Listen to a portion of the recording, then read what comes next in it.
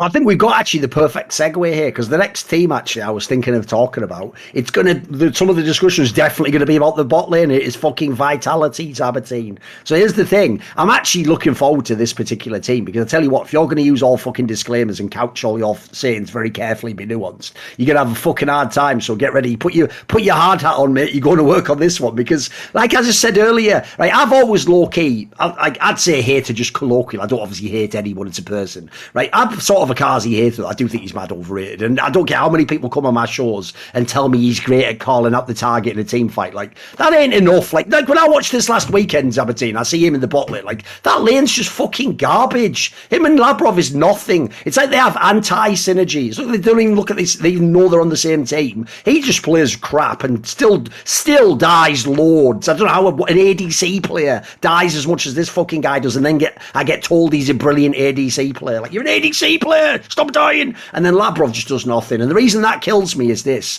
because if we're going to do the same model we just did there, we use the lens of the support and the ADC. It's not a solo lane, right? Well, I have to say, you know what? As much as this is going to sound harsh, like, I don't think Labrov's very good. In general, I've never seen him in LEC be good. I know the hype from when he was in ERLs and when he's solo queue, but I get that he's clearly got skill, right? But what I don't get is this, Zaboutine.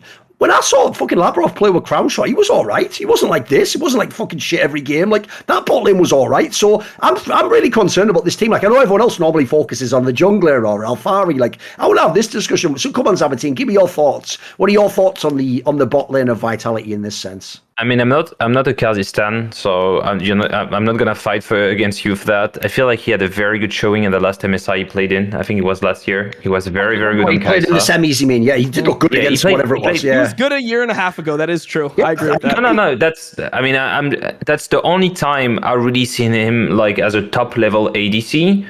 Right. Aside from that, I would say that. I wouldn't say that like he's like among the probably like terrible ADC needs to be relegated in areas or anything, but he doesn't stand out to me. Like the player as an ADC that has been standing out for me since a year and a half, even though he was playing a worse support and probably not winning, was Patrick. I'm a huge fan of Patrick because I feel like I don't like ADCs that you need to inject the whole resources of the team in to actually have a functioning carry. Like, I don't like this type of players, and I don't like players that are just like ADC that are just like lane gods and they want to play Kalista every game, otherwise like the game is over. And I don't like weak size ADC either, like Kobe, that will not be able to play the strong side. I think Patrick has it all, right? He can, like, he's probably jack of all trades in that sense, where he can actually carry on pretty much any type of dual lanes. I think Kazi in that regard has shown very good performance on Kai'Sa, and when he has Kai'Sa, I think he's a great ADC, but I don't think like he has anything standing out for himself. And Labrov, I don't know if he's confused when he plays competitive or on stage, but if he seems just to forget or not understand the rules of the game.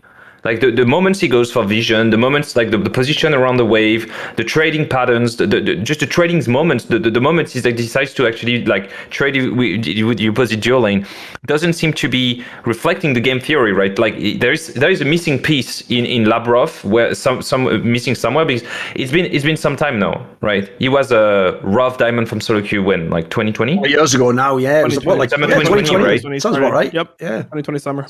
So it's pretty hard to give him like many excuses about it, because it's been like not a lot of players have the chance to have 5 splits in LEC.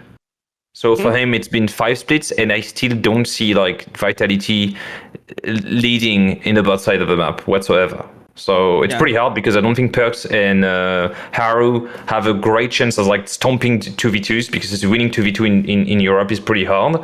So it's Alfari show every single game, otherwise they don't have early game. They just don't have an early game.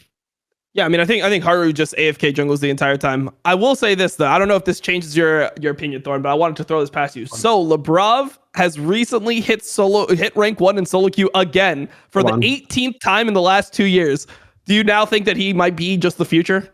The sad thing about that dude is that's actually what kills me about that narrative. If I didn't know any of that information, right, it'd be so easy to just go, because here's the thing. I always basically there's a million coaches obviously come on these shows, Zaboutine, and then they know what the players like in scrims or in the tryout, and so they have some different perspective. The problem is I always tell them, like, I'm not watching those games. I only watch the fucking pro games. So I'm sorry, I can actually watch like 50 pro games and go, you aren't good, get out the fucking pro league. Like, oh, great in solo queue, then fuck off to solo queue. So my problem is that, Dom. I actually think think it's to tie into what you're saying, that if you're to do it as many times as he has, he must be really skilled at fucking the mechanical part of League of Legends. And he must even have some half-decent decision-making better than he's playing support. The problem is, I get the vibe, like Zaboutine was saying there, this guy looks to me like one of those players who just gets like paralyzed in the game. It's not that here's the difference, right? There are players like Hylissang will obviously int a load of times and lose you a game, but Labrov will actually lose games by doing nothing. It looks like he just gets the vibe of like, I don't know what to do, so fuck, just do nothing. Like, I actually think that's the worst way to lose a game. I'd rather my guy in, because he like,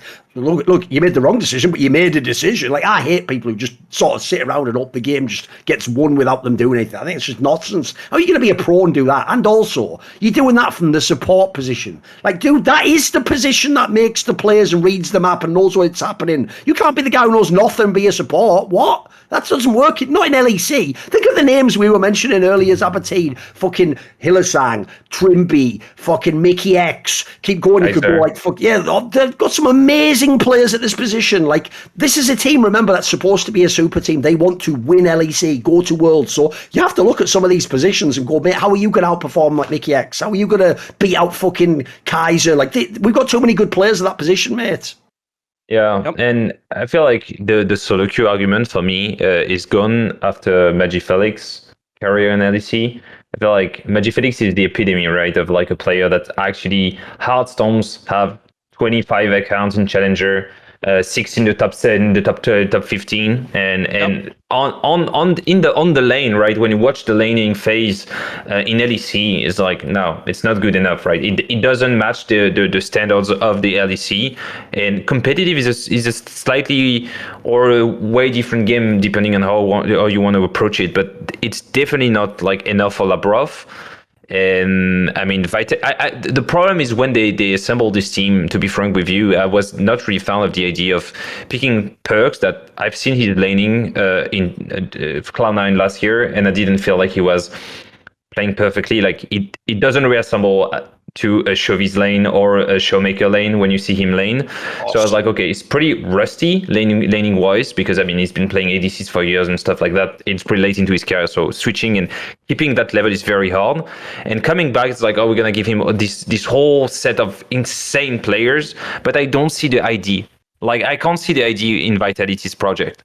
Like, whether it's with or without Selfmade, you have Alfari that's like, he's great at laning. Like, if you want to pick a great top laner for laning phase, it's great, but it's not very serviceable for the team. And then you have dual lanes, like two unknown quantities of players that should be excellent, but haven't been able to show it.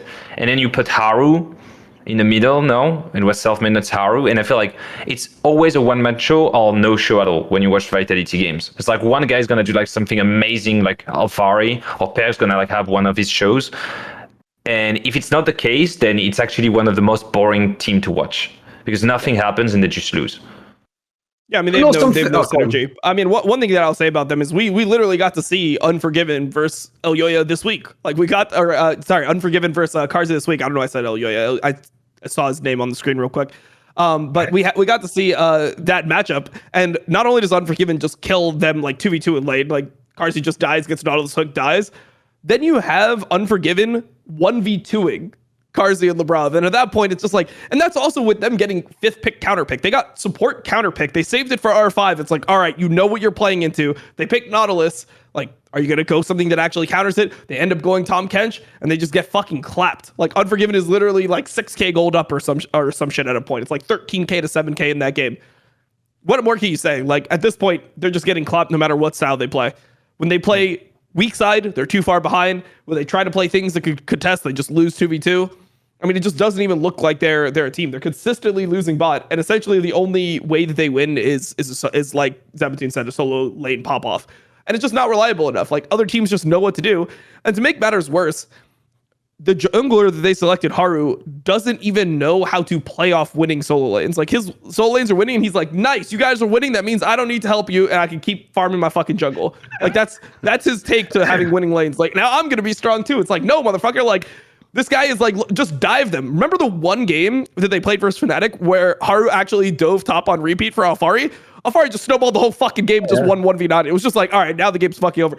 Do that some other times. Like, it's viable to do it mid, or like, you're gonna have to get other people involved. Tell your fucking support, hey, that motherfucker is an inter bot lane. Come with me. We are diving top lane. We're winning the game right here. Like, they got to do something together. And just watching them, it's just like, you guys don't even know each other exist. You know, it's like everyone's just laning in there. It's like old school League of Legends where people didn't know that you could have multiple members affect the top lane, you know? That's how it looks. It was like playing in my day where it's like, wait, the support can fucking move? What the fuck? I remember when we figured out in season 5 that support could just group with jungle and ward all over the map. It was revolutionary. We saw like Chinese teams and Korean teams do it at Worlds. We're like, wait, you can group your support in your jungle. You can just maintain vision controls too. How fucking OP is it? Wait, the support has CC and the jungler is damage. You can kill the other guy. It looks like they don't even know that now, and it's season 12. So I don't know what the fuck is going on with them. It just feels like they will never be good at it because they don't have any player that instinctually understands it. And that's why the whole time everyone's been talking about Bo, because Bo looks like he'll at least just play the fucking game well enough. He has enough instincts for the game that it doesn't even matter what the rest of the team is fucking doing. Like, you'll be drawn to that level of just like fighting. You know, you see somebody fighting, that's really easy. Have you watched this game? Because I've seen a clip of you on YouTube where you were speaking about him, but I don't know if you were like deep dive into his game. Like, is it that crazy? On FPX back in the day, yeah. So I watched all of his games live when he was with FPX. So I saw all of his competitive games, and I track him on solo queue. I released a solo queue VOD review of his videos. I've probably watched over 10 of his solo queue games, just like the really absurd ones. I've never seen anything like this. Like, it's just fucking crazy. And you know, it's not one of those things where it's like, oh, he's only played solo queue. Let's see if he can back it up. No, he made fucking like the top level LPL junglers look fucking bad. Like, he destroyed Karsa. Like, Karsa is one of the best junglers in LPL for a while now. And he just fucking stunned him. Like, it was just brutal, man. Like, he made that guy his bitch. So I'm really high on this guy. And like, I've never seen anything. Like, if you look at his solo queue account, like, number one, he's been there for like 2 weeks or like 3 weeks now at this point. Yeah, I saw the record, like the OPGG art. Yeah, OP.GG art. That's what people call it. He's an OP.GG artist because you look at it, it's fucking beautiful. Everything is blue everywhere. All the kills. You see games that you just don't see other pro players have. Like, he's rank 15 in Challenger, drops a 27 kill Wukong game in 22 minutes with 55,000 damage on Wukong. It's like, what the fuck? Like, how is that even possible? You know? So that's another story. I just want to see that guy play because I feel like it's the only way that Vitality has any type of life in them. Because at least then they're gonna have a player where it's like, oh, this guy is fighting, bro. Like, he's gonna int if you don't come to him in situations. If you're not matching pressure, he's probably gonna run it down. But like, you have a source to fight around. Like, you have a pressure point in the game. And Haru, man, he just does not cut it for me. When I watch Haru play, it just looks like he plays to not look bad. He's just one of those players that wants to end the game with like a good amount of gold, a good KDA, not be behind the enemy jungler and be like, nice, look, it wasn't my fault. Like, that's the type of game he wants to play. Not the, I'm going to do whatever it takes to win this game. He doesn't have that instinct. I would like to add something on Vitality because I feel like the organization has been wrong in the time they wanted to invest. Let me clear that. It's just, I feel like they wanted to go, usually I like when teams go with some rookies and then they try to build out of like the one that work. It's a pretty good strategy because you have a low payroll and then you can inject like money into your roster knowing that the cheap pieces are going to be good, right? This is usually the best way to actually build a team. And so the problem with Vitality is, so they started doing this strategy in 2020. And as far as I remember, because I was doing this off season, most of the contracts were locked. So, and there was not as many. It was not the year of the, like, I would say, golden generation of EU rookies. It was just before that, right? Like, EU mid laners that were like follower were like Eka, Milica. You had probably like one or two Magic Felix and stuff like this. And then the year after, so you had Nemesis that was playing. I think that, but the year after you had Larsen, Vitio, Humanoid, and all these guys arrived in 22. Now, Humanoid was playing that year, but Humanoid was already locked. So it was very hard for Vitality to actually elaborate a roster out of like rough diamonds and keep them. And so they tried to do that despite the market being pretty dry. And after a year and a half of failing, they actually ditched pretty much the whole team and went, okay, we're going to go like super. Yeah, we're going to go aside from LeBron, and we're gonna like spend a humongous amount of money. The problem is, I think that when they spend the money, the market for very high players is like you're not importing Chovy, right? You're getting back Pearls that's like at the point of his career where like, okay, he's probably like the most valuable player in the West of all time. I'm not arguing with that. But it's coming back from a year with Cloud9 where he hasn't been like as dominant as you would expect him to be. And you're going to with Selfmade and you're going with Alfari. It's just a lot of big names. And I feel like there was no idea behind the team. And I feel like they should have done the other way, which is go ham on the market in 2020 because there was a lot of very good players that were very expensive. and keep them for long enough, and then invest in the rookies this year, like a Tukui that's performing very well in FlyQuest, or other ones that are actually very good, like Ragnar, Yike, that are performing right now in the LFL. And I feel like Vitality has done the whole problem of building a team upside down, and now they're like left with pretty much nothing, because at the end of the year, who are they going to keep? Like Bo and like Perks? Alfari maybe? Yeah, I mean, pretty much. Yeah, I mean, who knows? Like, they probably will keep. They'll probably just stay with Labrov until the end of his life. Like, I would assume he's going to be an 80-year-old man still playing. He'll still be rank 1 in solo queue. They'll still be 5th and 6th place, and they'll be like, oh, the next year is the year. So they'll probably keep him, but I assume that they'll probably make an AD change at least. Want to see more cool, funny, interesting clips based on topics from my content? Well, subscribe to this channel then, or, be a pleb and don't.